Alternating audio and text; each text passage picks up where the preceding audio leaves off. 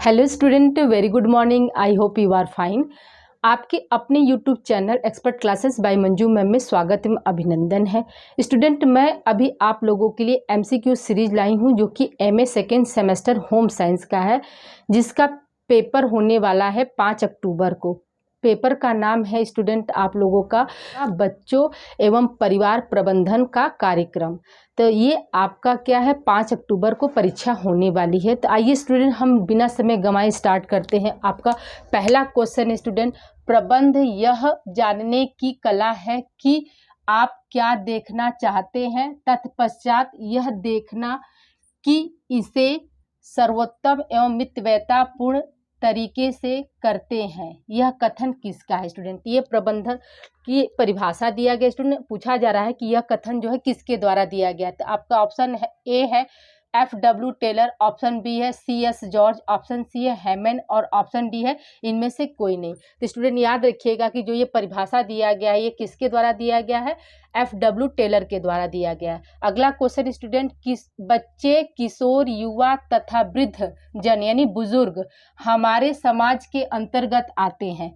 आपका option A है किशोर समूह के अंतर्गत, ऑप्शन बी है युवा समूह, ऑप्शन सी है बालक समूह और ऑप्शन डी है संवेदनशील समूह। स्टूडेंट तो याद रखिएगा कि बच्चे, किशोर, युवा, वृद्धजन जो ये सभी जो हैं आपके किसके किसके तहत आएंगे, तो संवेदनशील समूह के तहत आते हैं स्टूडेंट। ठीक है, हमारे समाज में ये किसके तहत आते हैं, तो संवेदनशील समूह के तहत आते हैं। अगला क्वेश्चन स्टूडेंट, बालक बच्चों के द्वारा किया गया अपराध कहलाता है। ठीक है, बालक या बच्चों के द्वारा किया गया अपराध क्या कहलाता है, क्वेश्चन आपका ये पूछ रहा है।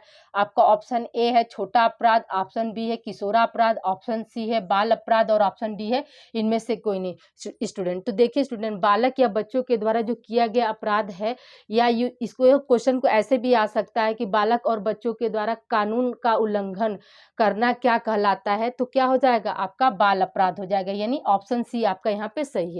अगला क्वेश्चन स्टूडेंट है, ICDS में पूर्व विद्यालयी को उपलब्ध कराए गए अनुपूरक पोषण में खाली स्थान है, उपलब्ध कराना चाहिए। आपका ऑप्शन ए है 300 calorie 8 gram protein, option B है 400 calorie 8 gram protein, option C है ए तथा बी दोनों और ऑप्शन डी आप मान लीजिएगा इनमें से कोई नहीं। तो स्टूडेंट याद रखिएगा कि जो ICDS में पूर्व विद्यालय को उपलब्ध कराए गए अनुपूरक आहार में मतलब पूछ रहा है कि कितनी कैलोरी और कितनी प्रोटीन की आवश्यकता होती है। तो ये देखिएगा स्टूडेंट, आपका आंसर हो जाएगा 300 कैलोरी और 8 ग्राम प्रोटीन की आवश्यकता होती है।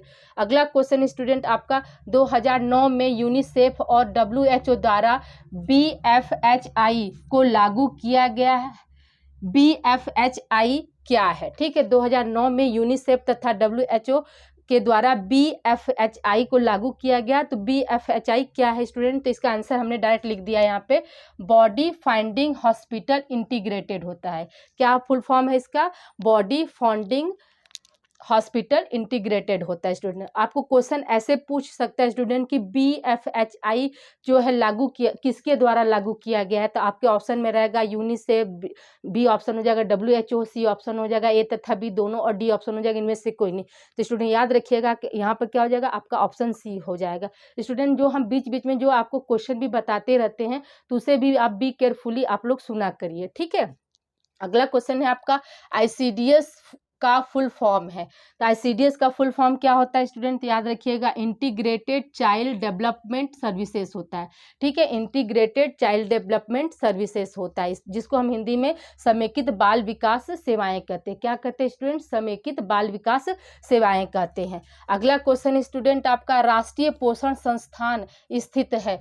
आपका ऑप्शन ए है हैदराबाद, ऑप्शन बी है दिल्ली, ऑप्शन सी है कोलकाता, ऑप्शन डी है UP। स्टूडेंट याद रखिएगा कि राष्ट्रीय पोषण संस्थान जो है कहाँ स्थित है, आपका हैदराबाद में स्थित है स्टूडेंट।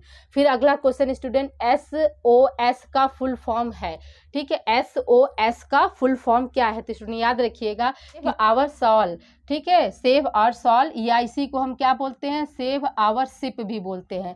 सेव आवर सॉल या इसी को हम क्या बोलते हैं, सेव आवर शिप भी बोलते हैं। इसका अर्थ क्या होता है स्टूडेंट? तो याद रखिएगा, इसका अर्थ होता है हमें बचाओ।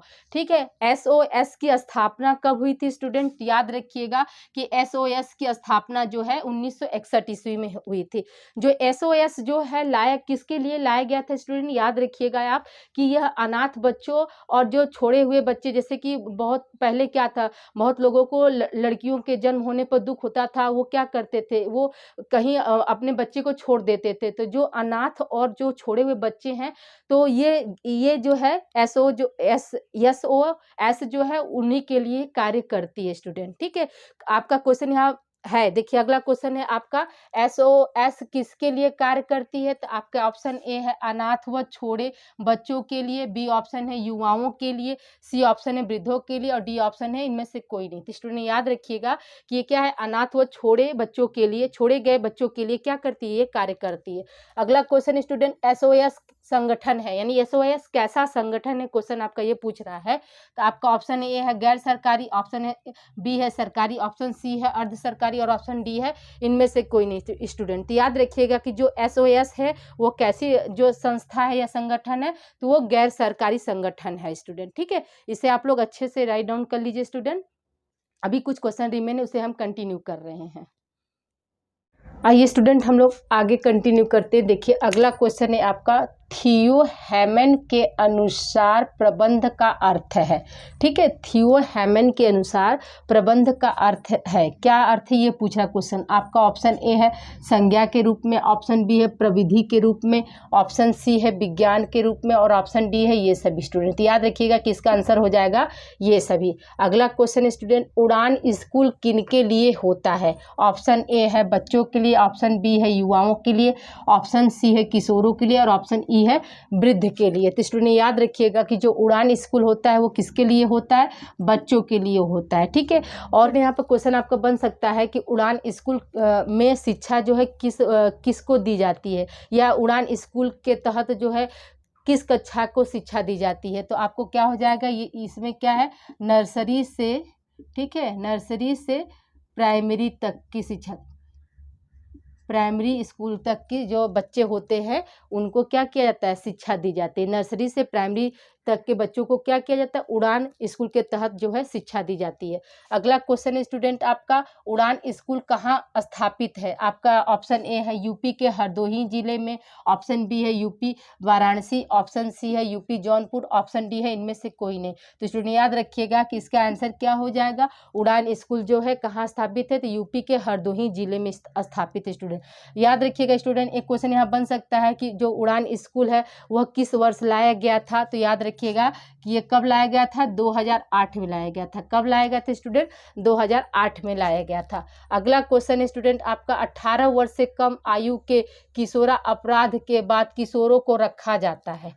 आपका ऑप्शन ए है बाल गृह, ऑप्शन बी है विशेष गृह, ऑप्शन सी है युवा गृह और ऑप्शन डी है इनमें से कोई नहीं। तो 18 वर्ष से कम आयु भी के जो बालक होंगे उन्हें भी हम क्या कहते हैं, किशोर ही कहते हैं ना स्टूडेंट, क्योंकि जो किशोरावस्था होती है वो आपकी 12 वर्ष से लेकर 19 वर्ष तक की अवस्था होती है, या यूँ कह सकते हैं कहीं कहीं क्या है 13 वर्ष, जहाँ पर टीन शब्द आ रहा है, जैसे 13 से लेकर क्या है 19, यानी 13 से लेकर क्या हो जाएगा 19 वर्ष की अवस्था जो है ये क्या है, किशोरावस्था के अंतर्गत आती है। तो जो क्या है 18 वर्ष से कम आयु के जो किशोर अपराध करेंगे तो वो भी क्या होंगे, किशोरा अपराध के अंतर्गत आते हैं। तो उन्हें कहाँ रखा जाता है स्टूडेंट, तो याद रखिएगा कि विशेष गृह में रखा जाता है। अगला क्वेश्चन है आपका, राष्ट्रीय युवा नीति के अनुसार किशोरावस्था होती है। देखिए स्टूडेंट यहाँ पर क्वेश्चन आपको ये पूछ रहा है कि राष्ट्रीय युवा नीति के अनुसार जो किशोरावस्था की जो आयु है वो कितने से कितने वर्ष की होती है, ये आपका क्वेश्चन पूछ रहा है। तो ऑप्शन ए है आपका 12 से 17 वर्ष, ऑप्शन बी है 13 से 18 वर्ष, ऑप्शन सी है 12 से 18 वर्ष और ऑप्शन डी है 13 से 19 वर्ष स्टूडेंट। तो याद रखिएगा कि इसका आंसर क्या हो जाएगा, 13 से 19 वर्ष हो जाएगा। अगला क्वेश्चन स्टूडेंट आपका, यूनिसेफ कार्य करती है। ठीक है, यूनिसेफ कार्य करती है, किसके लिए कार्य करती है, क्वेश्चन आपका ये पूछ रहा है। ऑप्शन ए है आपका बच्चों एवं युवाओं के लिए, ऑप्शन बी है बच्चों एवं महिलाओं के लिए, ऑप्शन सी है आपका बच्चों एवं वृद्ध और ऑप्शन डी है ये सभी स्टूडेंट। याद रखिएगा कि जो यूनिसेफ है वह कार्य किसके लिए करती है, तो बच्चों एवं महिलाओं के लिए करती है। अगला क्वेश्चन स्टूडेंट आपका, प्राकृतिक आपदाओं में कौन कौन सी संस्था तुरंत सेवाएं या सहायता प्रदान करती है, स्टूडेंट, प्रदान करती है। प्राकृतिक आपदाओं में कौन सी संस्था तुरंत सेवाएं या सहायता प्रदान करती है? आपका ऑप्शन ए है WHO, ऑप्शन बी है भारतीय red cross society, option C है यूनिसेफ, ऑप्शन डी है UNO। स्टूडेंट याद रखिएगा कि आपका क्या है, भारतीय रेड क्रॉस सोसाइटी जो है वो क्या है, प्राकृतिक आपदाओं में जो है तुरंत सेवा या सुविधाएं जो है प्रदान करती है। स्टूडेंट, ठीक स्टूडेंट, आप लोग इसका जो थर्ड पेपर का जो आप लोगों का सीरीज चला है, तो आप लोग प्लीज़ उसको भी आप लोग देख लीजिएगा, क्योंकि आपके जो पेपर है वो क्या है, कोरिलेट है। स्टूडेंट, ठीक है, तो जो आपका थर्ड पेपर का जो MCQ सीरीज जो चलाया गया है मेरे द्वारा, उसे भी आप लोग एक बार जरूर देख लीजिएगा। अगला क्वेश्चन स्टूडेंट आपका GEP का फुल फॉर्म है। तो GEP का फुल फॉर्म क्या होता है? तो गर्ल्स एजुकेशन प्लानिंग है। स्टूडेंट देखिए स्टूडेंट, ये आपका क्वेश्चन फर्स्ट पेपर में आया था, ठीक है, तो बहुत से बच्चों का क्या हो गया था, ये आंसर इसका गलत हो गया था। तो याद रखिएगा कि GEP का फुल फॉर्म क्या होता है, गर्ल्स एजुकेशन प्लानिंग है। देखिए ये भी क्या है, ये भी आपका क्या प्रोग्राम से कोरिलेट कर रहा है ना, तो इसलिए इस क्वेश्चन को भी हमने डाल दिया, क्योंकि आपका पेपर क्या है, मिलता जुलता है। स्टूडेंट क्वेश्चन आपका देख रहे हैं कहीं से कहीं पूछा जा रहा है, ठीक है, तो इसे आप लोग ध्यान दीजिएगा कि GEP का फुल फॉर्म क्या होता है, गर्ल्स एजुकेशन प्लानिंग होता है। अगला क्वेश्चन स्टूडेंट, परिवार एवं शिशु कल्याण के लिए सबसे बड़ा कार्यक्रम है, ठीक है। ऑप्शन ए है आपका ICDS, ऑप्शन बी है केयर, ऑप्शन सी है यूनिसेफ, ऑप्शन डी है ICMR। तो परिवार एवं शिशु कल्याण के लिए सबसे बड़ा कार्यक्रम कौन सा है स्टूडेंट? तो याद रखिएगा ICDS है, जिसे हम समेकित बाल विकास से सेवाएं करते हैं। इसकी स्थापना कब हुई थी स्टूडेंट? तो याद रखिएगा, इसका ईयर भी आप नोट कर लीजिए, 1975 ईस्वी में क्या हुआ था, इसकी स्थापना हुई थी। आपको क्वेश्चन बन सकता है कि ICDS की स्थापना कब हुई थी? तो याद रखिएगा कि 1975 ईस्वी में हुई थी, ठीक है। ICDS का फुल फॉर्म क्या होता है? तो इंटीग्रेटेड चाइल्ड डेवलपमेंट सर्विसेज होता है। ये सब आप लोग देख लीजिएगा। ओके स्टूडेंट, अगला क्वेश्चन है आपका प्रबंधन का महत्व है। स्टूडेंट देखिए, ऑप्शन ए है नीतियों का निर्धारण, ऑप्शन बी है उद्देश्यों की प्राप्ति, ऑप्शन सी है गरीबी उन्मूलन एवं समृद्धि, ऑप्शन डी है ये सभी। स्टूडेंट याद रखिएगा कि प्रबंधन का महत्व क्या होता है स्टूडेंट? तो नीतियों का निर्धारण भी होता है, उद्देश्यों की प्राप्ति भी करते हैं हम, उसके बाद क्या है, गरीबी उन्मूलन और समृद्धि भी होता है, ये सभी हो जाएगा। इसलिए यहाँ पे क्या हो जाएगा, आपका ऑप्शन डी सही हो जाएगा स्टूडेंट, ठीक है। इसे आप लोग राइट डाउन कीजिए। और क्वेश्चन रिमेन है स्टूडेंट, हम आपको आज टोटल कोशिश है कि आपको 100 क्वेश्चन आप लोग को करा दिया जाए। इसे आप लोग राइट डाउन करिए। और क्वेश्चन रिमेन है, अभी हम कंटिन्यू कर रहे हैं। आइए स्टूडेंट देखिए, अगला क्वेश्चन है आपका प्रबंधन की प्रकृति होती है, ठीक है, मतलब जो मैनेजमेंट है उसका नेचर क्या होता है, ये क्वेश्चन आपका पूछ रहा है।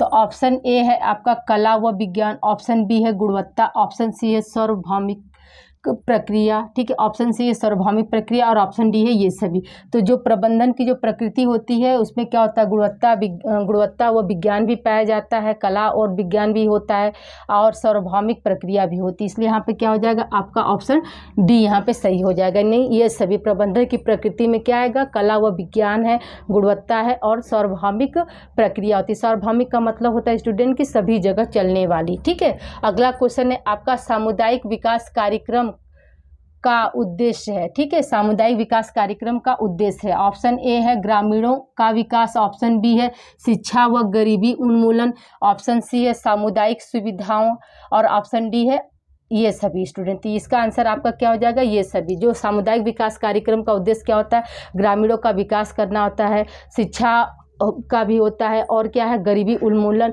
का भी है, और सामुदायिक सुविधा के अंतर्गत क्या है, मतलब जल की निकासी की व्यवस्था करना, सीवर लगाना, ये सब क्या है, सामुदायिक सुविधा के अंतर्गत आता है। टॉयलेट की व्यवस्था करना, ये सब क्या है, सामुदायिक सुविधा के अंतर्गत आता है। इसलिए यहाँ पे क्या हो जाएगा, ये सभी हो जाएगा। अगला क्वेश्चन स्टूडेंट आपका समेकित बाल विकास सेवा का मुख्य उद्देश्य है। ऑप्शन ए है आपका 0 से 6 वर्ष के बालकों के आहार पोषण में सुधार लाना, ऑप्शन बी है बच्चों को 6 जानलेवा बीमारी से बचाना, ऑप्शन सी है ए तथा बी दोनों, और ऑप्शन डी आप मान लीजिएगा इनमें से कोई नहीं। स्टूडेंट याद रखिएगा कि जो समेकित बाल विकास सेवा का मुख्य उद्देश्य क्या होता है, 0 से 6 वर्ष के बालकों के आहार पोषण में सुधार लाना भी है, और क्या है, बच्चों को 6 जानलेवा बीमारियों से बचाना भी होता है, यानी ऑप्शन सी यहाँ पर सही हो जाएगा। अब देखिए स्टूडेंट, हमने नोट करके ये क्या किया, आपको 6 जानलेवा जो बीमारी है वो एक जगह कर दिया, जिसमें आपका है टिटनेस, कुकर खांसी, पोलियो, खसरा, डिप्थीरिया और क्षय रोग, जिसे हम टीबी कहते हैं,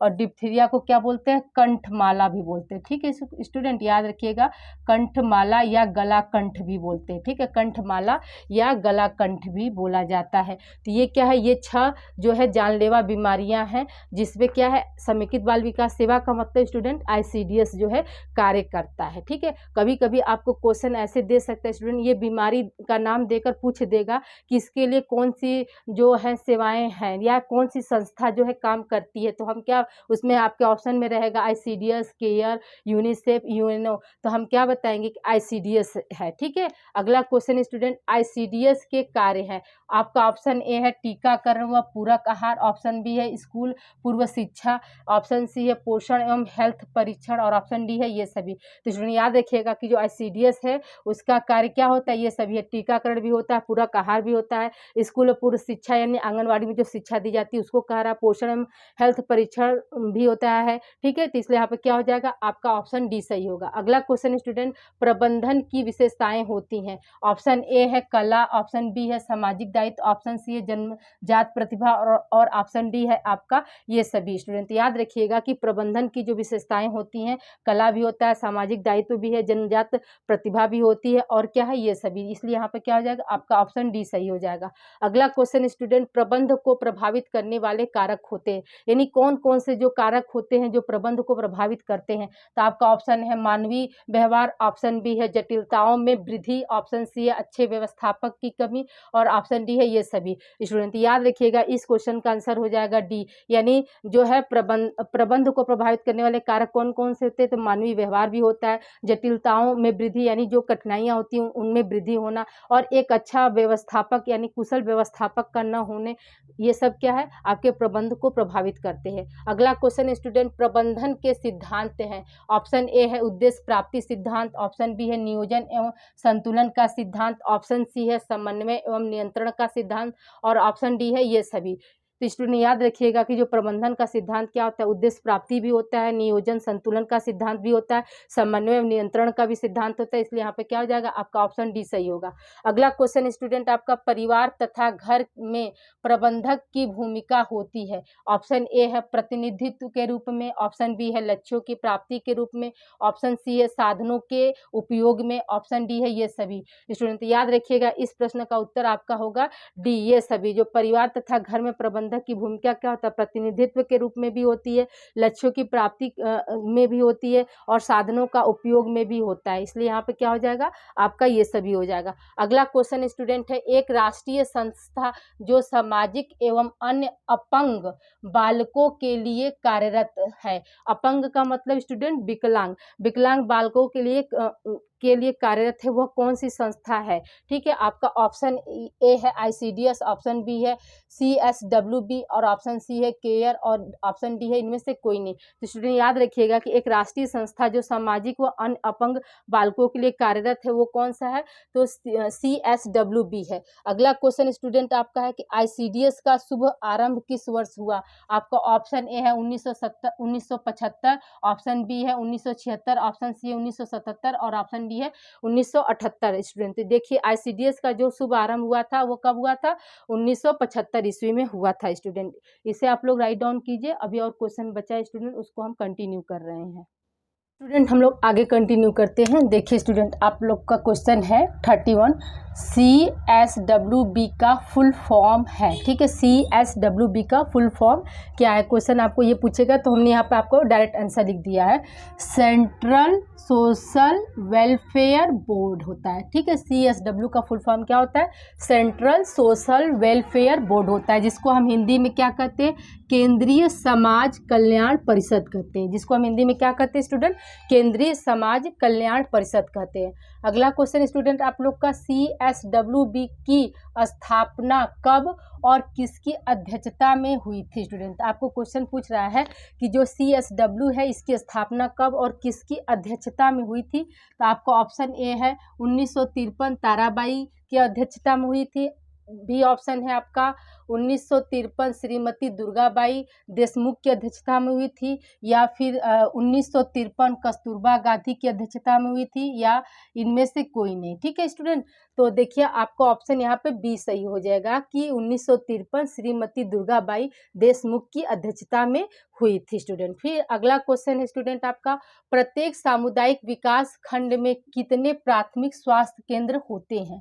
ठीक है, केंद्र हैं या होते हैं। अगला ए आपका ऑप्शन ए है 7, ऑप्शन बी है 6, ऑप्शन सी है 8 और ऑप्शन डी है 9। स्टूडेंट याद रखिएगा कि प्रत्येक सामुदायिक विकास खंड में जो प्राथमिक स्वास्थ्य केंद्र की जो संख्या कितनी होती है, आपका 7 होता है स्टूडेंट, यानी ऑप्शन ए आपका सही होगा। अगला क्वेश्चन स्टूडेंट, CSWB की योजनाएं हैं, या क्वेश्चन इसी को ऐसे भी पूछ सकता है स्टूडेंट कि CSWB के अंतर्गत कौन कौन सी योजनाओं का संचालन होता है या कौन कौन सी योजनाएं चलाई जाती हैं। तो देखिए स्टूडेंट, यहाँ पर आपको हमने 6 योजनाएं एक साथ बता दी हैं, आपको 3 ऑप्शन में दिया रहेगा और चौथा हो जाएगा उपरोक्त सभी, या 2 ऑप्शन में देकर ABC करके पूछ दे। ठीक है, तो आप देख लीजिए ये 6 योजनाओं का आप लोग लिख लीजिएगा। पहला क्या है आपका सहायता राशि कार्यक्रम, दूसरा है महिला मंडल, तीसरा है आपका महिला छात्रावास, चौथा है एकीकृत पूर्व स्कूली परियोजना, पांचवा है पूरक पोषण कार्यक्रम, छठा है जागरूकता कार्यक्रम हो जाएगा, और सातवां आपका हो जाएगा पारिवारिक परामर्श केंद्र हो जाएगा। इसको हमने ABC के फॉर्म में बनाया है, आप चाहिए तो नंबर के फॉर्म में लिख लीजिए या ABC के फॉर्म में लिख दीजिए। तो ये जो आपके क्या है, ये CSWB के अनुसार जो है कितनी योजनाएं जो हैं चलाई जाती है, इसके अंतर्गत कौन कौन सी योजनाएं होती हैं, ये आपका एक जगह हमने कर दिया है, तो इसे आप लोग अच्छे से राइट डाउन करके याद कर लीजिएगा। ठीक है, अगला क्वेश्चन स्टूडेंट, ICDS के अंतर्गत कौन सी सेवाएं दी जाती हैं? आपका ऑप्शन ए है पूरक पोषण, ऑप्शन बी है स्वास्थ्य जांच, ऑप्शन सी है रोग प्रतिरक्षण, और ऑप्शन डी है ये सभी। स्टूडेंट याद रखिएगा कि ICDS के अंतर्गत क्या कौन कौन सी सेवाएं दी जाती हैं, तो ये सभी दिया जाता है। पूरक पोषण भी होता है, हेल्थ की जांच भी होती है, रोग प्रतिरक्षण भी होता है, इसलिए यहाँ पे क्या हो जाएगा आपका ऑप्शन डी यहाँ पे सही हो जाएगा। अगला क्वेश्चन स्टूडेंट की, अराक आंदोलन या शराब विरोधी कार्यक्रम महिलाओं द्वारा भारत के किस राज्य में शुरू किया गया था? ठीक है, किया गया था। तो आपके ऑप्शन में है, ए ऑप्शन है यूपी, बी ऑप्शन है आंध्र प्रदेश, सी ऑप्शन है MP और डी ऑप्शन है दिल्ली। तो देखिए अराक आंदोलन, जिसे हम क्या कहते हैं शराबी विरोधी कार्यक्रम भी कहते हैं, और ये महिलाओं के द्वारा जो है भारत के आंध्र प्रदेश राज्य में जो है शुरू किया गया था स्टूडेंट। ठीक है, अगला क्वेश्चन है आपका, राजीव गांधी राष्ट्रीय शिशु गृह स्कीम को किस वर्ष लाया गया? आपका ऑप्शन ए है जनवरी 2007, ऑप्शन बी है जनवरी 2008, ऑप्शन सी है जनवरी 2005 और ऑप्शन डी है जनवरी 2006। तो स्टूडेंट याद रखिएगा कि राजीव गांधी राष्ट्रीय शिशु गृह स्कीम जो है आपका जनवरी 2006 में लाया गया था। अगला क्वेश्चन स्टूडेंट आपका, राजीव गांधी राष्ट्रीय शिशु गृह स्कीम के अंतर्गत कितने घंटे का समय रखा गया है? यानी क्वेश्चन यहाँ ये पूछा स्टूडेंट कि राजीव गांधी राष्ट्रीय शिशु गृह स्कीम के अंतर्गत जो बच्चों की जो देख रेख की जा रही है वह कितने घंटे की होती है। क्वेश्चन के पूछने का मतलब ये है। तो आपका ऑप्शन ए है 8 घंटे, ऑप्शन बी है 7 घंटे, ऑप्शन सी है 9 घंटे और ऑप्शन डी है 10 घंटे। तो याद रखिएगा कि ये क्या है 8 घंटे का समय होता है स्टूडेंट। अगला क्वेश्चन है आपका, अल्पावास गृह योजना किससे संबंधित है? ऑप्शन ए है आपका सामाजिक उत्पीड़न, ऑप्शन बी है शोषण की शिकार महिला व बालिकाओं के लिए होता है, ऑप्शन सी है आपका वेश्यावृत्ति के लिए विवश महिलाएं व बालिकाएं और ऑप्शन डी है ये सभी। स्टूडेंट तो ऑप्शन डी आपका सही हो जाएगा। जो अल्पावास गृह योजना जो है वो किससे संबंधित होता है स्टूडेंट? याद रखिएगा कि सामाजिक उत्पीड़न द्वारा जो महिलाएं होती हैं बालिकाएं होती हैं उन्हें घर से बाहर निकाल दिया जाता है, उनके लिए होता है। शोषण की शिकार जो महिलाएं और बालिकाएं होती हैं उनके लिए होता है। और जो वेश्यावृत्ति के लिए विवश मतलब वो वेश्यावृत्ति नहीं करना चाहती लेकिन उनको विवश किया जाता है, उन महिलाओं और बालिकाओं के लिए होता है। कौन सी योजना? अल्पावास गृह योजना स्टूडेंट। इसलिए यहाँ पे क्या हो जाएगा आपका ऑप्शन डी सही हो जाएगा। अगला क्वेश्चन स्टूडेंट आपका, पल्स पोलियो अभियान संचालित होता है। ठीक है, पल्स पोलियो अभियान जो है किनके द्वारा संचालित होता है, क्वेश्चन आपका ये पूछ रहा है। देखिए, ऑप्शन ए है अंतर्राष्ट्रीय संस्था द्वारा, ऑप्शन बी है राज्य सरकार द्वारा, ऑप्शन सी है एनजीओ द्वारा और ऑप्शन डी है ये सभी। तो यहाँ पे स्टूडेंट क्या हो जाएगा, ऑप्शन डी सही हो जाएगा। ये सभी के द्वारा जो है पल्स पोलियो अभियान का संचालन होता है। ठीक है, अगला क्वेश्चन स्टूडेंट, पल्स पोलियो अभियान को भारत में कब लाया गया था। ठीक है, आपका ऑप्शन ए है 1995-96 में, ऑप्शन बी है 1996-97, ऑप्शन सी है 1997-98 और ऑप्शन डी है 1998-99। तो देखिए स्टूडेंट, आपका सही आंसर हो जाएगा 1995-96 में क्या हुआ था, पल्स पोलियो अभियान को भारत में लाया गया था। स्टूडेंट, इसे आप लोग राइट डाउन कीजिए। स्टूडेंट, अभी कुछ क्वेश्चन और रिमेन है, उसे हम कंटिन्यू कर रहे हैं। आइए स्टूडेंट, हम लोग आगे कंटिन्यू करते हैं। देखिए स्टूडेंट, आप लोगों का अगला क्वेश्चन है, भारत को कब पोलियो मुक्त घोषित किया गया। क्वेश्चन आपका स्टूडेंट ये पूछ रहा है कि भारत को कब पोलियो मुक्त घोषित किया गया।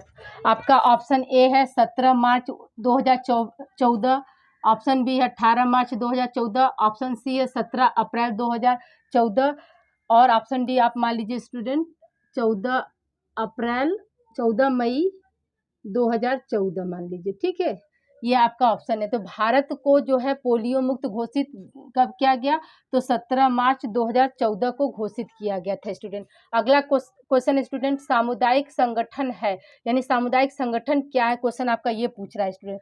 सर्वसम्मति तकनीक, बी ऑप्शन है आपका सामुदायिक हित प्रक्रिया, सी ऑप्शन है दीर्घकालिक उपागम और डी ऑप्शन है ये सभी। स्टूडेंट, देखिए सामुदायिक संगठन जो है आपका सर्वसम्मति तकनीक भी है और हित के सबके लिए हित की प्रक्रिया भी है और दीर्घकालिक उपागम भी है। यहाँ पे क्या हो जाएगा, आपका ऑप्शन डी सही हो जाएगा। दीर्घकालिक उपागम का मतलब होता है स्टूडेंट कि लंबे समय तक चलने वाली जो भी क्रिया कार्यक्रम होता है उसी को हम क्या बोलते हैं, दीर्घकालिक बोलते हैं। अगला क्वेश्चन स्टूडेंट आपका, सामुदायिक विकास किस संकल्पना से विकसित हुआ है। ठीक है, सामुदायिक विकास किस संकल्पना से विकसित हुआ था। आपका ऑप्शन ए है ग्रामीणों से, ऑप्शन बी है प्रसार शिक्षा, ऑप्शन सी है औपचारिक शिक्षा और ऑप्शन डी है इनमें से कोई नहीं। तो स्टूडेंट याद रखिएगा कि जो सामुदायिक विकास जो है इसकी संकल्पना जो है किसके द्वारा दी गई थी, तो आपका प्रसार शिक्षा हो जाएगा। अगला क्वेश्चन स्टूडेंट, सामुदायिक विकास योजनाएं निम्न पर केंद्रित होनी चाहिए। ठीक है, ऑप्शन ए है अकेले, ऑप्शन बी है परस्पर सहयोग पर, ऑप्शन सी है केवल युवाओं पर, ऑप्शन डी है इनमें से कोई नहीं। तो हम क्या बताएंगे स्टूडेंट, जो सामुदायिक विकास योजनाएं होती हैं वो क्या होनी चाहिए, परस्पर सहयोग पर केंद्रित होनी चाहिए। ठीक है, अगला क्वेश्चन स्टूडेंट, बालवाड़ी में बच्चों को सिखाया जाता है। ऑप्शन ए है पूर्व प्राथमिक शिक्षा कार्यक्रम, ऑप्शन बी है स्वास्थ्य संबंधित आदतें, ऑप्शन सी है ए तथा बी दोनों और ऑप्शन डी है इनमें से कोई नहीं। स्टूडेंट याद रखिएगा कि बालवाड़ी में जो है बच्चों को क्या सिखाया जाता है, तो पूर्व प्राथमिक शिक्षा भी सिखाया जाता है आपका, और स्वास्थ्य संबंधित जो आदतें, जो अच्छी आदत जैसे कि हैंड वॉश करना, हाँ तो ये सब क्या हेल्थ से संबंधित आपकी आदतें हैं ना, तो अच्छी आदतों को भी सिखाया जाता है। तो यहाँ पे क्या हो जाएगा, आपका ऑप्शन सी होगा। ठीक है स्टूडेंट, अगला क्वेश्चन स्टूडेंट आपका, केंद्रीय शासन की सहायता से संबंधित गाँव में चलने वाली योजनाएं हैं। ठीक है, केंद्रीय शासन की सहायता से संबंधित गाँव में चलने वाली योजनाएं हैं। कौन कौन सी ऐसी योजनाएं हैं जो केंद्रीय शासन की सहायता से संचालित होती हैं या चलती हैं, क्वेश्चन आपका ये पूछ रहा है स्टूडेंट। आपका ऑप्शन ए है बालवाड़ी, ऑप्शन सी है आंगनवाड़ी, ऑप्शन बी सी है आपका बालाहार, ठीक है, और ऑप्शन डी है ये सभी। स्टूडेंट यहाँ पे क्या हो जाएगा, आपका ये सभी हो जाएगा, बालवाड़ी भी हो जाएगी, आंगनवाड़ी भी आपकी चलती है और बालाहार भी चलता है, इसलिए ऑप्शन डी आपका यहाँ पे सही होगा। अगला क्वेश्चन स्टूडेंट, निम्न में से गैर सरकारी संगठन है। ऑप्शन ए है कपाट, ऑप्शन बी है चेतना, ऑप्शन सी है केयर और ऑप्शन डी है ये सभी। स्टूडेंट तो यहाँ पे क्या हो जाएगा, आपका डी ऑप्शन सही हो जाएगा। जो गैर सरकारी संगठन जो है आपका कपाट भी है, चेतना भी है और केयर भी है। ठीक है स्टूडेंट, अगला क्वेश्चन है आपका कि चेतना की शुरुआत भारत में किस राज्य में हुई है। तो आपका ऑप्शन ए है गुजरात, ऑप्शन बी है यूपी, ऑप्शन सी है एमपी और ऑप्शन डी है दिल्ली। तो याद रखिएगा कि जो चेतना की जो शुरुआत की गई थी भारत के गुजरात राज्य में की गई थी। स्टूडेंट अगला क्वेश्चन है आपका स्टूडेंट, चेतना का फुल फॉर्म है, तो centre for health education training and nutrition awareness, ये क्या है आपका, चेतना का फुल फॉर्म है centre for health education training and nutrition awareness.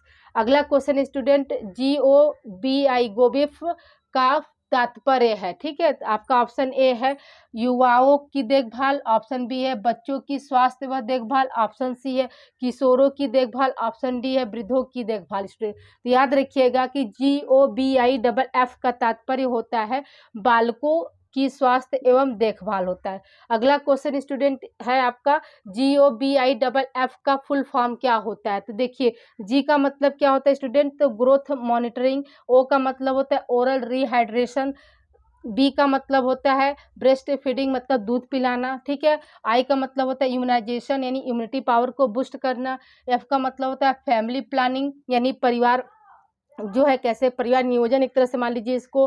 फिर है एफ का मतलब क्या है फीमेल एजुकेशन यानी महिलाओं की शिक्षा होता है स्टूडेंट। ठीक है, आई होप यहाँ तक आप लोग को क्लियर हो गया होगा। इसे आप लोग राइट डाउन कीजिए स्टूडेंट। अभी कुछ क्वेश्चन और रिमेन है, हम उसे कंटिन्यू करते हैं। स्टूडेंट आइए देखिए आगे हम बात करते हैं। क्वेश्चन है आपका चेतना का उद्देश्य है। ऑप्शन ए है आपका इस पे सॉरी स्टूडेंट ऑप्शन नहीं दिए हैं हम आपको, मतलब चेतना का उद्देश्य क्या कौन कौन से जो है चेतना के उद्देश्य होते हैं वो एक जगह हमने सिर्फ आंसर ही लिख दिया, तो इसको आप लोग राइट डाउन कर लीजिएगा।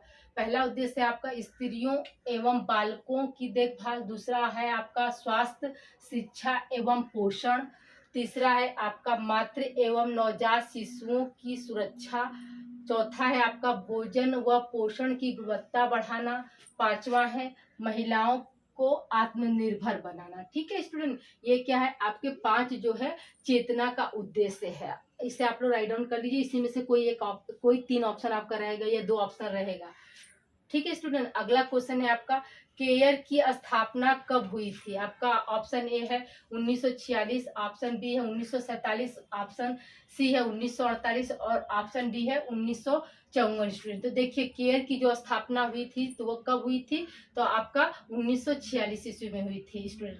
फिर अगला क्वेश्चन स्टूडेंट आपका केयर का फुल फॉर्म है। ठीक है, केयर का फुल फॉर्म क्या होता है स्टूडेंट, याद रखिएगा cooperative for American relief everywhere. ठीक है स्टूडेंट, क्या है cooperative for American relief everywhere.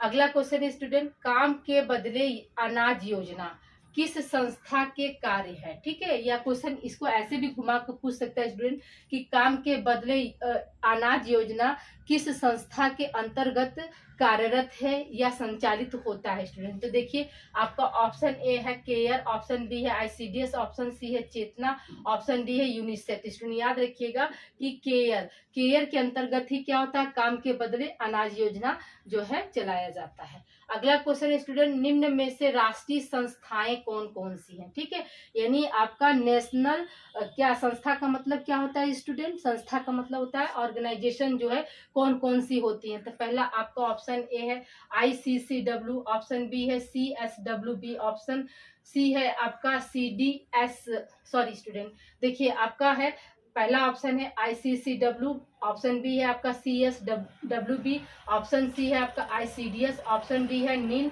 और ऑप्शन ई है ये सभी। स्टूडेंट तो ध्यान दीजिएगा स्टूडेंट आपके जो ये राष्ट्रीय संस्थाएं जो है ये सभी है ICCW भी है, CSWB भी है और ICDS भी है और निन भी है। यहाँ पर क्या हो जाएगा आपका ऑप्शन ई सही हो जाएगा स्टूडेंट। फिर है अगला क्वेश्चन आपका स्टूडेंट ICCW का फुल फॉर्म क्या होता है स्टूडेंट। तो देखिए ICCW का फुल फॉर्म होता है student Indian council of welfare. क्या होता है student Indian council of welfare, जिसको हम हिंदी में क्या बोलते हैं स्टूडेंट भारतीय शिशु कल्याण समिति बोलते हैं। क्या बोलते हैं स्टूडेंट भारतीय शिशु कल्याण समिति बोलते हैं स्टूडेंट। यहाँ पे एक क्वेश्चन आपका और बन सकता है स्टूडेंट कि भारतीय शिशु कल्याण समिति की जो है स्थापना भारत में किस वर्ष में की गई थी। तो याद रखिएगा कि 1952 ईस्वी में की गई थी। किस वर्ष में की गई थी स्टूडेंट 1952 ईस्वी में की गई थी। अगला क्वेश्चन स्टूडेंट आपका है ICCW का मुख्य उद्देश्य है। ठीक है, ICCW का मुख्य उद्देश्य क्या है, क्वेश्चन आपको ये पूछा है स्टूडेंट। तो देखिए स्टूडेंट यहाँ पे क्या है पहला ऑप्शन है शारीरिक मानसिक विकास, बी ऑप्शन है आपका सामाजिक नैतिक विकास, सी ऑप्शन है चारित्रिक आध्यात्मिक विकास, और डी ऑप्शन है ये सभी। स्टूडेंट याद रखिएगा कि इस क्वेश्चन का आंसर आपका डी होगा। जो ICCW का मुख्य उद्देश्य क्या है, शारीरिक मानसिक विकास करना होता है, ठीक है, सामाजिक नैतिक विकास भी करना होता है, चारित्रिक मतलब चरित्र का निर्माण करना, और आध्यात्मिक विकास भी। ये सभी जो विकास होते हैं ये किसका उद्देश्य होता है, तो आपका ICCW का होता है। इसलिए यहाँ पे क्या हो जाएगा, आपका ऑप्शन डी हो जाएगा। अगला क्वेश्चन है स्टूडेंट, भारतीय शिशु कल्याण समिति का मुख्य कार्यालय कहाँ स्थित है। ठीक है स्टूडेंट, क्वेश्चन आपका पूछ रहा है कि भारतीय शिशु कल्याण समिति का मुख्य कार्यालय कहाँ है। आपका ऑप्शन ए है दिल्ली, ऑप्शन बी है कोलकाता, ऑप्शन सी है लखनऊ, ऑप्शन डी है यूपी। स्टूडेंट याद रखिएगा कि जो भारतीय शिशु कल्याण समिति है तो उसकी जो मुख्य कार्यालय कहाँ है आपका, तो दिल्ली में है। ऑप्शन ए आपका सही हो जाएगा। अगला क्वेश्चन स्टूडेंट आपका ICCW के कार्य है, ठीक है, यानी भारतीय शिशु कल्याण समिति का कार्य पूछ रहा है। तो पहला ऑप्शन है आपका राष्ट्रीय व अंतर्राष्ट्रीय सहयोग, ठीक है, केंद्रीय व ब्यूरो की स्थापना, फिर क्या है आपका तीसरा है शिक्षा का प्रचार प्रसार, फिर है डी ऑप्शन प्रकाशन व वित्तीय सहायता, और ये है आपका क्या, ये सभी। तो यहाँ पे क्या हो जाएगा, ऑप्शन ई सही होगा। जो ICCW का जो कार्य होता है यह सभी होता है स्टूडेंट। फिर अगला क्वेश्चन है स्टूडेंट की CSWB की स्थापना है, आप स्थापना जो है कब हुई थी, क्वेश्चन आपका ये पूछ रहा है स्टूडेंट। तो देखिए CSWB की जो स्थापना हुई थी स्टूडेंट, ऑप्शन आपका दिया है अगस्त 1953, ठीक है, 1954, 1955, 1956 स्टूडेंट। तो याद रखिएगा कि CSWB की स्थापना जो है अगस्त 1953 ईस्वी को हुई थी। कब हुई थी स्टूडेंट, अगस्त 1953 ईस्वी को हुई थी। अगला क्वेश्चन स्टूडेंट की CSWB कैसी संस्था है, ठीक है, यानी पूछ रहा है क्वेश्चन आपका कि जो CSWB है वह कैसी संस्था है। तो ऑप्शन ए है सरकारी, ऑप्शन बी है गैर सरकारी, ऑप्शन सी है अर्ध सरकारी, और ऑप्शन डी है इनमें से कोई नहीं। तो स्टूडेंट याद रखिएगा कि CSWB जो है आपका कैसी संस्था है, तो वह अर्ध सरकारी यानी ऑटोनॉमस जो है संस्था है स्टूडेंट, ठीक है। अगला क्वेश्चन स्टूडेंट आपका कि CSWB के कार्य हैं, ठीक है, तो कौन कौन से कार्य जो है CSWB के अंतर्गत आते हैं स्टूडेंट, ये क्वेश्चन आपका पूछ रहा है। तो पहला ऑप्शन है अनुपूरक आहार, दूसरा ऑप्शन है शिविर लगाना, तीसरा ऑप्शन है स्वयंसेवी संगठनों का सर्वेक्षण, चौथा ऑप्शन है महिलाओं तथा बच्चों के लिए हॉस्टल और पालना घर की व्यवस्था करना, पांचवा ऑप्शन है ये सभी स्टूडेंट। तो याद रखिएगा कि जो CSWB जो बी का कार्य क्या है आपका, मतलब अनुपूरक आहार भी है, शिविर लगाना भी होता है, और स्वयं सेवी मतलब अपने द्वारा जितने भी उसने संगठन का ऑर्गेनाइजेशन किया है स्टूडेंट, तो उसका क्या सर्वेक्षण करना भी होता है, और महिलाओं के लिए हॉस्टल की व्यवस्था करना, बच्चों का पालना घर की व्यवस्था करना, ये भी आता है। इसलिए यहाँ पे क्या हो जाएगा, आपका ऑप्शन ई सही हो जाएगा स्टूडेंट, ठीक है। आई होप यहाँ तक आप लोग को क्लियर हो गया होगा स्टूडेंट। तो स्टूडेंट आप लोग ज़्यादा से ज़्यादा बच्चों को ये क्लासेस शेयर करिए, और मुझे भी इससे क्या होता है मोटिवेशन मिलता है, नई ऊर्जा मिलती है स्टूडेंट आप लोगों के लिए काम करने के लिए। तो प्लीज़ आप लोग इसे ज़्यादा से ज़्यादा बच्चों को शेयर करिए ताकि वो भी अपने तैयारी को बेहतर कर सके। और स्टूडेंट आज का पेपर अच्छा हुआ है, बच्चों ने अभी मैसेज किया है, ठीक है, तो हम आगे भी और क्वेश्चन कंटिन्यू करते हैं, इसलिए आप लोग राइट डाउन करिए स्टूडेंट। आइए स्टूडेंट हम लोग आगे बात करते हैं। अगला क्वेश्चन है आपका कि CSWB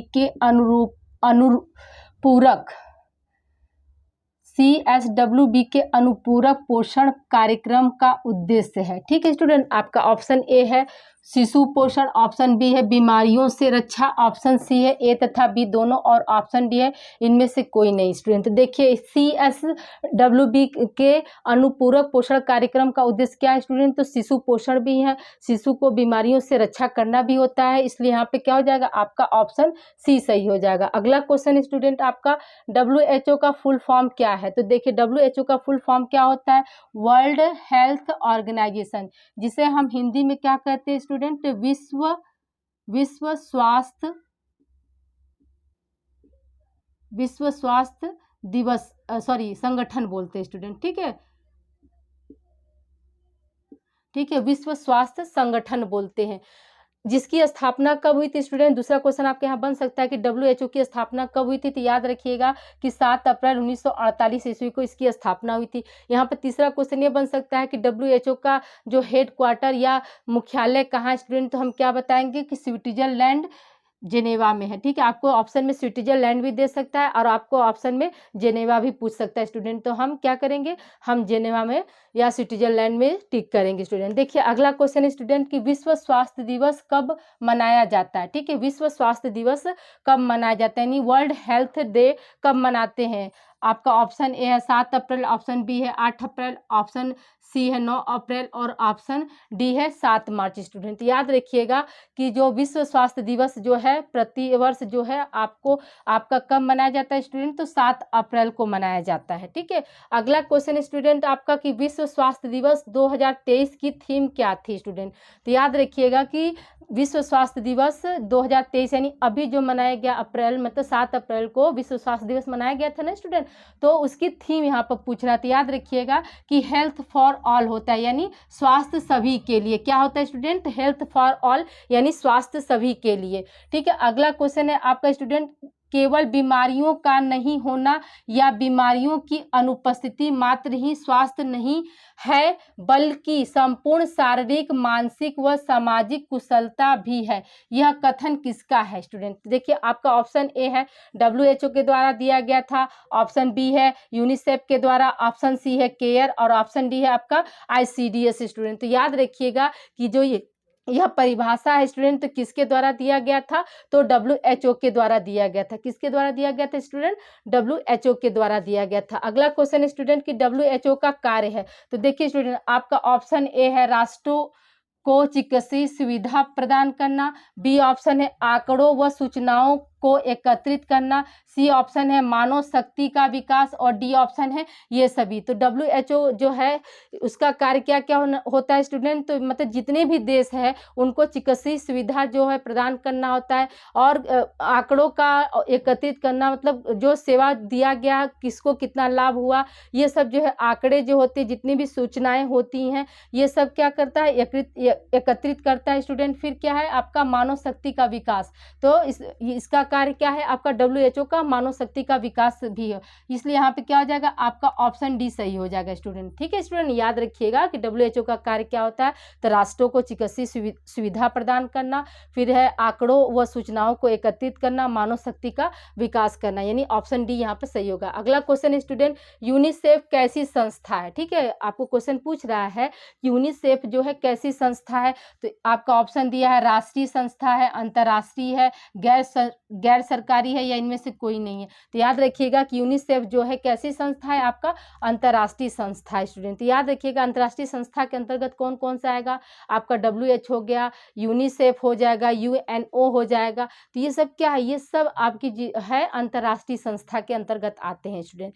और इंडियन मतलब नेशनल मतलब राष्ट्रीय संस्था के अंतर्गत क्या हो जाएगा? तो आपका ICDS हो जाएगा, केयर हो जाएगा स्टूडेंट। ठीक है, और क्या है आपका सामुदायिक विकास योजना हो जाएगा, और आपका ये शिशु डे केयर हो जाएगा। ये सब क्या है? ये सब आपका क्या है? नेशनल लेवल पर है। ठीक है स्टूडेंट, अगला क्वेश्चन देखिए स्टूडेंट यूनिसेफ की स्थापना कब हुई थी? आपका ऑप्शन है 11 दिसंबर 1946, ऑप्शन बी है आपका 12 दिसंबर 1946, ऑप्शन सी है 13 दिसंबर 1946 स्टूडेंट। याद रखिएगा कि यूनिसेफ की स्थापना कब हुई थी? तो 12 दिसंबर 1946 को हुई थी स्टूडेंट। फिर अगला क्वेश्चन स्टूडेंट यूनिसेफ का फुल फॉर्म क्या है? तो इस फुल फॉर्म याद रखिएगा स्टूडेंट, यूनिसेफ का फुल फॉर्म क्या है? यूनाइटेड नेशंस चिल्ड्रेन फंड है स्टूडेंट। क्या है? यूनाइटेड नेशन चिल्ड्रेन फंड है। अब देखिए स्टूडेंट यहाँ पे एक क्वेश्चन और बन सकता है कि यूनिसेफ का पुराना नाम क्या है? ठीक है, यानी यूनिसेफ को पहले मतलब सबसे पहले किस नाम से पुकारा जाता था, ये क्वेश्चन आपका पूछ रहा है। या यूं कह सकते हैं, इसको ऐसे भी पूछ सकता है कि यूनिसेफ का पुराना फुल फॉर्म क्या है, ये भी पूछ सकता है स्टूडेंट। तो देखिए स्टूडेंट यहाँ पर क्या है इसका पुराना नाम? तो United Nations International Children's Emergency Fund student. क्या है आपका? United Nations International Children's Emergency Fund. ठीक है स्टूडेंट, आप प्रेजेंट टाइम में, लेकिन अब क्या है, अब आपका इंटरनेशनल और इमरजेंसी जो शब्द था उसको हटाकर क्या कर दिया गया है, सिर्फ यूनाइटेड नेशंस चिल्ड्रन फंड कर दिया गया। क्या कर दिया गया student, United Nations children fund कर दिया गया है। अगला क्वेश्चन स्टूडेंट आपका, यूनिसेफ में से इंटरनेशनल तथा इमरजेंसी शब्द को किस वर्ष हटाया गया। ठीक है स्टूडेंट, तो देखिए आपका ऑप्शन है 1953, 1954, 1955 और 1956 स्टूडेंट। याद रखिएगा कि जो यूनिसेफ में इंटरनेशनल और इमरजेंसी जो शब्द हैं उसको कब हटाया गया था स्टूडेंट, तो याद रखिएगा 1953 ईस्वी में हटाया गया था। कब हटाया गया था स्टूडेंट, 1953 ईस्वी में इसको हटाया गया था। इसको बहुत ध्यान से देखिएगा स्टूडेंट। यूनिसेफ की स्थापना कब हुई थी, तो 12 दिसंबर 1946 ईस्वी को हुई थी। यूनिसेफ का पुराना नाम क्या है, तो United Nations International Children's Emergency Fund होता है। यूनिसेफ का मतलब अब नाम बदल कर क्या हो गया है, तो याद रखिएगा यूनाइटेड नेशंस चिल्ड्रन फंड है। यूनिसेफ में जो इमरजेंसी और इंटरनेशनल जो शब्द थे उसको किस वर्ष हटाया गया, तो याद रखिएगा कि 1953 ईस्वी में इसे क्या किया गया था, हटाया गया था, हटाया गया था स्टूडेंट इसे। ठीक है, और उसी तरह से आपका है WHO का फुल फॉर्म क्या होता है, तो वर्ल्ड हेल्थ ऑर्गेनाइजेशन होता है। WHO की स्थापना कब हुई थी, तो 7 अप्रैल 1948 ईस्वी को हुई थी। विश्व भर में किस दिन जो है विश्व स्वास्थ्य दिवस मनाया जाता है स्टूडेंट, तो 7 अप्रैल को मनाया जाता है। 2023 7 अप्रैल की विश्व स्वास्थ्य दिवस का थीम क्या था स्टूडेंट, हेल्थ फॉर ऑल, यानी स्वास्थ्य सभी के लिए। ये सब क्या है आपके इंपॉर्टेंट है स्टूडेंट, इसे आप लोग बहुत मतलब सीरियस होकर पढ़िएगा। ठीक है, ओके स्टूडेंट, इसे आप लोग राइट डाउन करिए। अभी कुछ क्वेश्चन रिमेन, इसे हम कंटिन्यू करते हैं। स्टूडेंट प्लीज़ आप लोग से हम्बल रिक्वेस्ट है कि आप लोग अधिक से अधिक इस वीडियो को लाइक शेयर करिए और चैनल से बहुत से बच्चों को जोड़ने की आप लोग कोशिश करिए, और मुझे मोटिवेट करने के लिए स्टूडेंट आप अधिक से अधिक इसे सब्सक्राइब करिए स्टूडेंट। ठीक है, ओके स्टूडेंट, आइए हम कंटिन्यू करते हैं। आपका क्वेश्चन है यूनिसेफ का मुख्य उद्देश्य है, आपका ऑप्शन ए है आर्थिक सहायता व सहयोग, ऑप्शन बी है मातृ एवं शिशु सेहत निवारण, ऑप्शन सी है ए तथा बी दोनों, और ऑप्शन डी है इनमें से कोई नहीं स्टूडेंट। याद रखिएगा कि यूनिसेफ का मुख्य उद्देश्य क्या होता है, आर्थिक सहायता सहयोग देना भी होता है, मातृ एवं शिशु सेहत निवारण भी होता है, यानी माता और शिशु को जो भी स्वास्थ्य संबंधी अगर समस्याएं हो रही हैं तो उसका कैसे निवारण करेंगे ये भी होता है, यानी यहाँ पर क्या हो जाएगा आपका ऑप्शन सी सही हो जाएगा। अगला क्वेश्चन स्टूडेंट आपका, यूनिसेफ ने भारत में स्टूडेंट देखिए, यूनिसेफ ने भारतवर्ष में अपना कार्य प्रारंभ किया। ठीक है, अपना कार्य कब प्रारंभ किया, क्वेश्चन आपका ये पूछ रहा है। तो ऑप्शन ए है आपका 1949, ऑप्शन बी है 1950, ऑप्शन सी है 1954 और ऑप्शन डी है 1955 स्टूडेंट। याद रखिएगा कि यूनिसेफ ने भारत में अपना कार्य जो है कब प्रारंभ किया, तो आपका क्या हो जाएगा, ऑप्शन ए सही है, 1949 ईस्वी में क्या किया था, यूनिसेफ ने भारत में अपना जो है कार्य प्रारंभ किया था। अगला क्वेश्चन स्टूडेंट, यूनिसेफ के कार्य है, आपका ऑप्शन मैंने नहीं दिया स्टूडेंट, ये आपके 6 कार्य है, एक जगह में आप लोग इसको लिख लीजिएगा, यही आपके ऑप्शन में रहेगा स्टूडेंट। तो देखिए आपका पहला कार्य क्या है, शिशु पोषण एवं स्वास्थ्य। दूसरा कार्य है आपका स्टूडेंट बाल विकास व जीवितता। तीसरा कार्य है आपका परिवार व शिशु कल्याण। ठीक है, परिवार व शिशु कल्याण। चौथा कार्य है स्टूडेंट आप लोगों का आपातकालीन सहायता। पांचवा है शिक्षा तथा जल स्वच्छता। छठा है स्टूडेंट आपका प्राथमिक स्वास्थ्य संरक्षण स्टूडेंट। ठीक है, तो ये क्या है, ये आपके 6 कार्य है स्टूडेंट, और ये एक जगह आप लोग इसको लिख लेंगे तो आपको याद करने में सुविधा होगी स्टूडेंट। ठीक है, अगला क्वेश्चन स्टूडेंट आपका EPI कार्यक्रम किस संस्था के तहत कार्य करती है। ठीक है, EPI कार्यक्रम जो है वो किस संस्था के तहत कार्य करती, क्वेश्चन आपका पूछ रहा है स्टूडेंट। तो आपका ऑप्शन ए है WHO, ऑप्शन बी है UNO, ऑप्शन सी है यूनिसेफ स्टूडेंट। याद रखिएगा कि जो EPI है वह किसके मतलब किस संस्था के तहत कार्य करती है, तो WHO के तहत कार्य करिए। EPI का फुल फॉर्म क्या होता है स्टूडेंट, तो एक्सपेंडेड प्रोग्राम ऑन ह्यूमनलाइजेशन स्टूडेंट। यह इसकी जो EPI जो है इसकी स्थापना कब हुई थी स्टूडेंट, याद रखिएगा कि 1974 ईस्वी में क्या हुआ था, EPI की जो है स्थापना हुई थी स्टूडेंट। ठीक है, अगला क्वेश्चन स्टूडेंट आपका गोभी क्या है, ठीक है, गोबी क्या है। तो आपका ऑप्शन है अभियान है, ऑप्शन बी है संगठन है, ऑप्शन सी है योजना है, ऑप्शन डी है ए तथा बी दोनों स्टूडेंट, ठीक है। सॉरी, ए तथा बी नहीं होगा स्टूडेंट, यहाँ पर ए तथा सी होगा स्टूडेंट, ठीक है। ये क्या है, जो गोबी जो है ये क्या है, आपका अभियान और योजना दोनों है, यानी ऑप्शन डी आपका यहाँ पर सही हो जाएगा। अगला क्वेश्चन है स्टूडेंट आपका, गोबी किसके द्वारा संचालित होता है। आपके ऑप्शन में है यूनिसेफ, ऑप्शन बी है WHO, ऑप्शन सी है UNO और ऑप्शन डी है निन स्टूडेंट, ठीक है। तो गोबी जो है किसके द्वारा संचालित होता है स्टूडेंट, याद रखिएगा कि यूनिसेफ के द्वारा संचालित होता है। अगला क्वेश्चन स्टूडेंट, गोबी किसके लिए संचालित होता है। आपका ऑप्शन ए है शिशु मृत्यु दर कम करने के लिए, ऑप्शन बी है बालकों की मृत्यु दर कम करने के लिए, ऑप्शन सी है ए तथा बी दोनों और ऑप्शन डी है इनमें से कोई नहीं स्टूडेंट। याद रखिएगा कि जो गोबी है ये क्या है, ये आपका एक अभियान है, एक योजना है। तो ये किसके लिए कार्य कर रहा है स्टूडेंट, तो शिशु मृत्यु दर कम करने के लिए और बालकों की मृत्यु दर कम करने के लिए ये कार्य कर रहा है, ठीक है। फिर आपको यहाँ पर क्वेश्चन हमने बताया कि जो गोबी है वो किसके द्वारा संचालित हो रहा है, तो वो यूनिसेफ के द्वारा संचालित हो रहा है स्टूडेंट, ठीक है। इसको आप ध्यान दीजिएगा। अगला क्वेश्चन स्टूडेंट, गोबी का फुल फॉर्म क्या है। तो देखिए गोबी का जो फुल फॉर्म है स्टूडेंट याद रखिएगा, जी का मतलब होता है ग्रोथ सर्विलेंस, ओ का मतलब होता है ओरल रिहाइड्रेशन, बी का मतलब होता है प्रोमेटिंग ब्रेस्ट फीडिंग और आई का मतलब होता है स्टूडेंट ह्यूमनाइजेशन प्रोग्राम, ठीक है।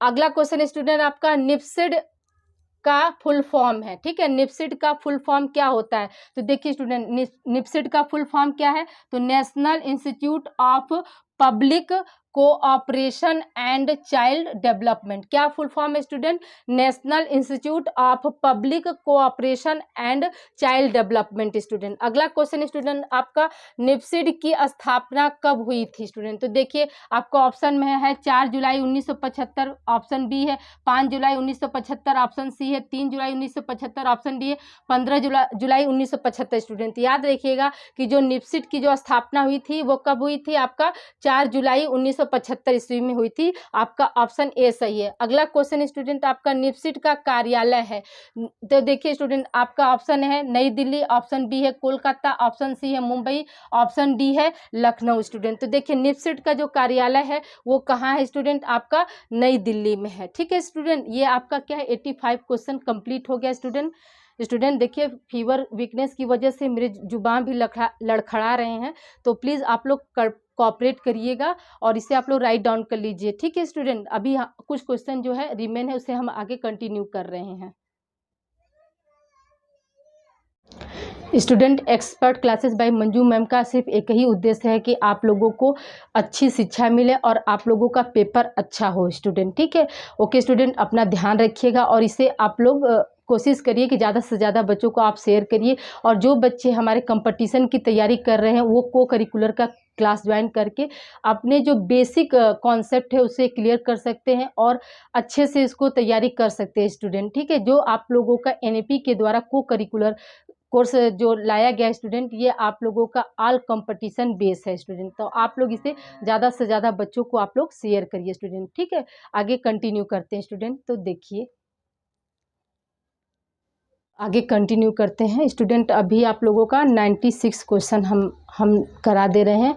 अब हिम्मत नहीं हो रही स्टूडेंट, ठीक है। तो कुछ क्वेश्चन का जो कलेक्शन रह गया है तो वो हम अगली क्लास में, यानी कल आप लोग को 12-1 बजे तक इसकी अगली क्लास आप लोगों को मिल जाएगी स्टूडेंट, ठीक है स्टूडेंट। तो इसको आइए चलिए हम लोग आगे कंटिन्यू करते हैं। तो देखिए आपका क्वेश्चन है स्टूडेंट, निप्सिड किसके अधीन कार्य करता है, ठीक है स्टूडेंट। आपका क्वेश्चन क्या पूछ रहा है, निप्सिड किसके अधीन कार्य करता है। तो इसका आंसर ही हमने लिख दिया है कि मानव संसाधन विकास मंत्रालय के अधीन क्या है, ये कार्य करता है। अगला क्वेश्चन स्टूडेंट आपका, निप्सिड का संचालन किनके द्वारा हुआ है, ठीक है। तो इसका भी आंसर है आप लोगों का स्टूडेंट की महिला तथा बाल विकास विभाग द्वारा हुआ है, ठीक है स्टूडेंट। किसके द्वारा हुआ है, महिला तथा बाल विकास द्वारा हुआ है। अगला क्वेश्चन स्टूडेंट आपका, निप्सिड कार्य करता है या निप्सिड का कार्य है स्टूडेंट, ठीक है। देख लीजिए ऑप्शन ए है आपका बाल विकास, ऑप्शन बी है आपका महिला विकास, ऑप्शन सी है जन सहयोग और ऑप्शन डी है आपका ये सभी स्टूडेंट। याद रखिएगा कि जो निप्सिड होता है स्टूडेंट वो किसके तहत कार्य करता है, तो याद रखिएगा आप कि यह बाल विकास, महिला विकास और क्या है जन सहयोग के लिए कार्य करता है, यानी ऑप्शन डी आपका यहाँ पे सही हो जाएगा स्टूडेंट। ठीक है, अगला क्वेश्चन स्टूडेंट, किस संस्था का दूसरा नाम TCM है? ठीक है स्टूडेंट, किस संस्था का दूसरा नाम जो है TCM है? या इसको ऐसे भी पूछ सकता है स्टूडेंट कि TCM जो है वह किसका नाम है, ऐसे भी पूछ सकता है। तो देखिए आपका क्वेश्चन आपका ऑप्शन है WHO का, ऑप्शन बी है आपका यूसेड का, ऑप्शन सी है UNO का स्टूडेंट। याद रखिएगा कि जो TCM है तो वह किसका नाम है, दूसरा नाम किसका है, यूसेड का है स्टूडेंट। ठीक है, अगला क्वेश्चन स्टूडेंट, आपका एनीमिया किसकी कमी से होता है? आपका ऑप्शन ए है फोलिक एसिड, ऑप्शन बी है विटामिन B12, ऑप्शन सी है ए तथा बी दोनों, और ऑप्शन डी है इनमें से कोई नहीं स्टूडेंट। याद रखिएगा आप लोगों का क्या हो जाएगा, ए तथा बी दोनों, यानी ऑप्शन सी हो जाएगा। जो एनीमिया होती है स्टूडेंट, तो एनीमिया जो किसी को भी एनीमिया कैसे होता है स्टूडेंट, तो उनके आहार में विटामिन B12 और फॉलिक एसिड का कमी होने के कारण क्या होता है, एनीमिया हो जाता है स्टूडेंट। ठीक है, अगला क्वेश्चन स्टूडेंट आपका कि यूसेड का फुल फॉर्म क्या होता है? तो याद रखिएगा United states agency for internal development होता है स्टूडेंट। क्या होता है, United states agency for internal development होता है स्टूडेंट। ठीक है, United state agency for internal development होता है। अगला क्वेश्चन स्टूडेंट, यूसेड की स्थापना किस देश ने की थी? ठीक है, तो ऑप्शन ए है रूस, ऑप्शन बी है अमेरिका, ऑप्शन सी है अफ्रीका, और ऑप्शन डी है इंग्लैंड स्टूडेंट। ठीक है, तो यूसेड की स्थापना जो है किस देश के द्वारा हुई है? तो याद रखिएगा कि अमेरिका के द्वारा हुई है। अगला क्वेश्चन स्टूडेंट आपका FAO का फुल फॉर्म है, तो देखिए स्टूडेंट यहाँ फुल फॉर्म ही लिख दिया, food and agricultural organisation. Food and agricultural organisation किसका फुल फॉर्म होता है? FAO का होता है स्टूडेंट। अगला क्वेश्चन स्टूडेंट आपका कि FAO की स्थापना कब और कहाँ हुई थी स्टूडेंट? ठीक है, क्वेश्चन आपका पूछ रहा है कि FAO की स्थापना कब और कहाँ हुई थी स्टूडेंट। याद रखिएगा कि 16 अक्टूबर 1945 ईस्वी को हुई थी। और कहाँ हुई थी स्टूडेंट? तो क्यूबेक शहर कनाडा में हुई थी। कहाँ हुई थी? क्यूबेक शहर कनाडा में हुई थी स्टूडेंट। ठीक है, अगला क्वेश्चन स्टूडेंट आपका सामुदायिक विकास आवश्यक तत्व है। ठीक है, सामुदायिक विकास का स्टूडेंट आपका क्वेश्चन पूछ रहा है सामुदायिक विकास का आवश्यक तत्व है। आपका ऑप्शन ए है मानसिक परिवर्तन, ऑप्शन बी है आपका आधारी आवश्यकता, ऑप्शन सी स्थानीय नेतृत्व, और ऑप्शन डी है आपका ये सभी स्टूडेंट। तो देखिए जो सामुदायिक विकास का आवश्यक तत्व क्या होता है स्टूडेंट, तो आपका मानसिक परिवर्तन भी होता है।